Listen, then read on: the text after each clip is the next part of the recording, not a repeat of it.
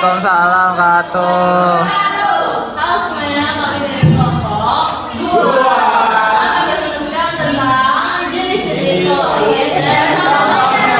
Nah, seperti itu perkenalkan dulu, teman saya Dr. Zahra, pendidikan dulu. Nama saya Damani Maisa, absen 8. Teman saya Nabila, absen 26. Nama saya Katsuna Omer Katori, absen 15. Nama saya Arya Rani Rosani, absen 5. Nama saya Peter Kasih dengan dalam absen 27. Nama saya Fikri Al-Badri dari absen 16.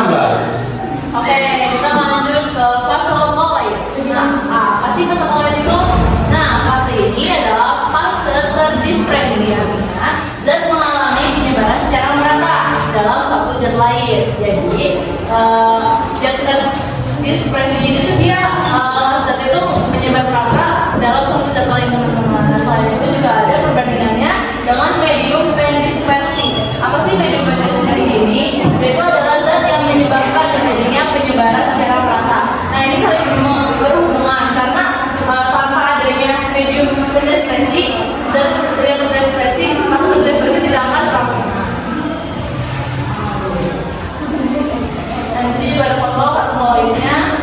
Itu ada gambaran kayak pas dispersinya minyak yang menjadi santan, objeknya dan menjadi medium pendispersinya air.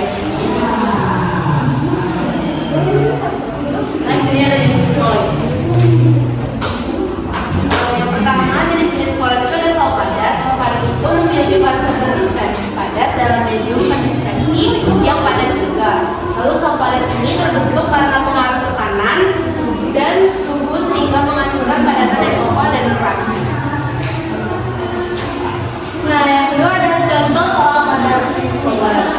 Contoh sal padat. Contoh sal padat itu adalah batuan putih atau batuan permata. Batuan putih ini merupakan padatan kromium atau Cr yang tersebar dalam padatan aluminium oksida.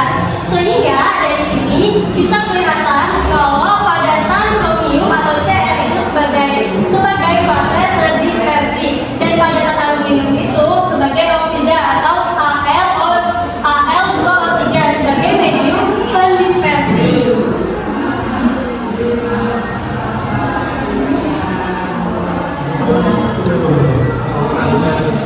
Nah, selanjutnya ada sol. Sol itu memiliki fase terdispersi padat dalam medium pendispersi cair yang tidak mudah berubah sifatnya. Nah, jadi bedanya sol dengan sol padat itu terletak di medium pendispersinya. Terus ada contoh sol itu yang contohnya itu ada jenis sistem koloid berupa sol adalah cat tembok. Nah, cat tembok terdiri dari banyak jenis padatan, diantaranya kalsium karbonat, kaolin, dan lain sebagainya. Zat padat atau fase terdispersi ini yang mengalami penyebaran dalam medium cair atau medium pendispersi yang berupa air atau nebulous.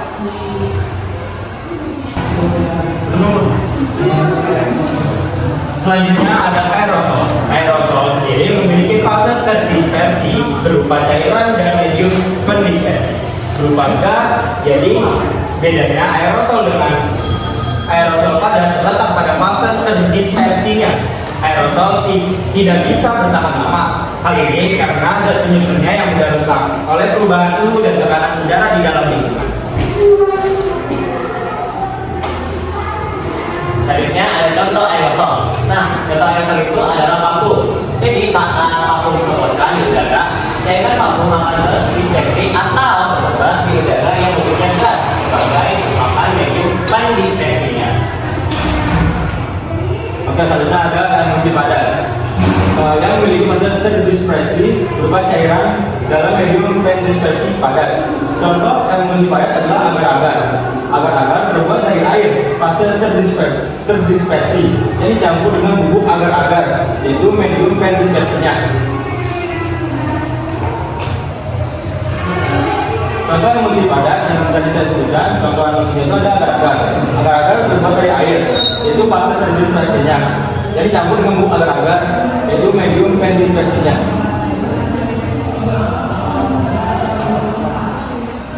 Oke, ini ada emulsi cair. Nah, emulsi cair itu adalah koloid yang terdiri dari 2 jenis cairan yang biasanya tidak dapat dicampur. Jadi itu kayak seperti minyak, air, terus koloidnya masih banyak. Di mana tuh emulsi cair itu suatu cairan itu terdispersi dalam bentuk tetesan kecil. Jadi kayak misalkan minyak terus campurin sama air, itu kan bakal jadi kayak gumpalan-gumpalan kecil gitu kan. Terus dia tuh bakal namanya tuh mengglobul gitu, mengglobul di dalam fase cairan lainnya. Terus ada contoh emulsi cair, contohnya itu adalah susu. Emulsi pada saat susu dan air itu terjadi ketika partikel air terdispersi atau tersebar dalam partikel-partikel susu. Nah, selanjutnya buih padat. Jadi, busa padat memiliki fase terdispersi berupa gas dalam medium terdispersi padatan, atau bisa disebut juga gas yang terdispersi di dalam padatan. Contohnya, sistem koloid berupa buih padat adalah spons. Jika dilihat, spons itu merupakan sebuah padatan. Tapi ketika dipijat ternyata isinya udara, itu tandanya partikel-partikel udara atau gasnya tersebar dalam medium padat. Nah, selanjutnya ada contoh buih padat seperti yang sudah dikatakan, ya contohnya itu adalah spons. Kenapa bisa spons? Karena kalau spons jika dilihat, spons itu merupakan sebuah padatan, tapi ketika dipijat itu isinya udara. Itu tandanya partikel-partikel udara atau gasnya tersebar dalam medium padat. Setelah itu ada buih. Buih tersendiri adalah jenis koloid yang terakhir, yaitu adalah buih.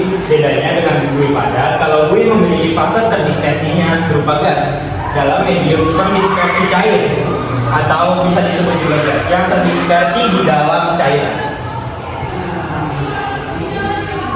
Selanjutnya ada contoh buih. Nah, contoh jenis koloid untuk buih itu bisa disebut buih sabun. Nah, kenapa bisa buih sabun? Karena adanya udara atau fase terdispersinya yang terjebak di dalam larutan sabun atau medium terdispersinya. Nah, di situ juga udah ada tabel atau output dari jenis-jenis koloid. Mulai dari yang padat, cair maupun gas. Di situ ada fase terdispersi, ada jenis koloidnya, dan contoh dalam kehidupan sehari-hari. Nah, di sini contohnya ada medium terdispersinya, ada zat padat. Nah, di sini tuh ada fasenya tuh ada bisa padat, bisa cair, bisa gas. Jenis koloidnya ada sol padat. Kalau misalkan padat dia berapa sol padat? Contohnya itu ada kaca berwarna, kuningan, perunggu, dan berkuning. Yang cair terus kalau yang cair itu jenis koloid emulsi padat. Contoh dalam kehidupan sehari-hari itu ada mentega, keju, tiara, dan jelly. Nah, terus fase terdispersi itu ada gas, yaitu buih padat. Contohnya dalam kehidupan sehari-hari itu ada batu apung, saus, styrofoam, sama roti.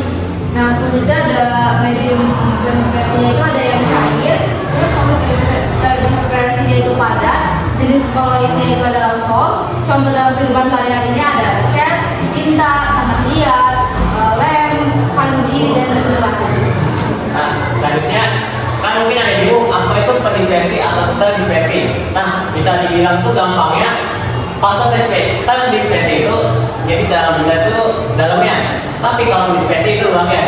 Nah, contohnya tadi dicair di bentuk luarnya itu cair tapi dalamnya padat. Nah, itu disebut sol. Nah, seperti cat, tinta, tanah liat, lem, kanji, gratis. Nah, terus kalau luarnya cair, daya luarnya cair juga itu namanya emulsi.